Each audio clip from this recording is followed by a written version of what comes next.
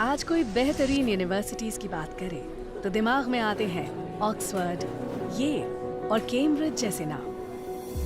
लेकिन एक कमाल की बात बताऊं, करीब 1500 साल पहले कहानी कुछ और ही थी। क्योंकि तब भारत में थी एक ऐसी यूनिवर्सिटी जो आज दुनिया की सबसे पुरानी यूनिवर्सिटीज में से एक है, नालंदा। नालंदा शब्द 3 शब्दों से बना है, न प्लस आलम प्लस दा। इसका मतलब है एक ऐसा उपहार जिसकी कोई सीमा ना हो। वाकई जैसा नाम वैसा काम। इस यूनिवर्सिटी में ज्ञान का भंडार था। यहाँ सिर्फ धार्मिक ग्रंथ ही नहीं बल्कि लिटरेचर, थियोलॉजी, लॉजिक, मेडिसिन और फिलॉसफी जैसे कई सब्जेक्ट्स पढ़ाए जाते थे। और तो और हर सब्जेक्ट का भरपूर ज्ञान देने के लिए बनाई गई थी 9 मंजिला लाइब्रेरी, जिसमें लाख 2 लाख नहीं 90 लाख से भी ज्यादा बुक्स और मैन्युस्क्रिप्ट्स थी। ये यूनिवर्सिटी 700 साल तक दुनिया को सीख देती रही। लेकिन नालंदा ने कई बार हमलों की मार को भी झेला।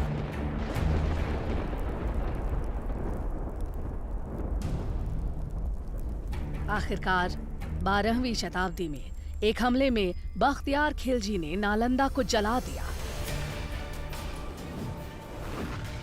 और माना जाता है कि इसकी लाइब्रेरी 3 महीने तक जलती रही और ज्ञान का वो खजाना जो संभाल कर रखा गया था धुएं में खो गया।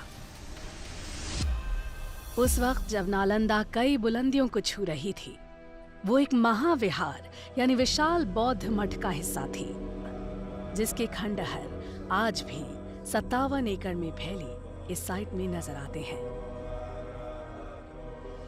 कुछ रिकॉर्ड्स के मुताबिक नालंदा दरअसल आम के बगीचे पर बनी थी, जिसे 500 व्यापारियों ने गौतम बुद्ध को तोहफे में दिया।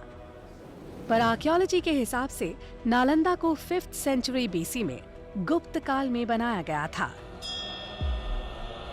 उसके बाद गुप्त काल में इस जगह का और डेवलपमेंट हुआ और ये एक विहार से 7वीं शताब्दी तक महाविहार बन चुका था। अलग अलग दौर में यहाँ कई महान टीचर्स ने पढ़ाया, जैसे नागार्जुना, बुद्धपालिता, शांत रक्षिता और आर्यदेव।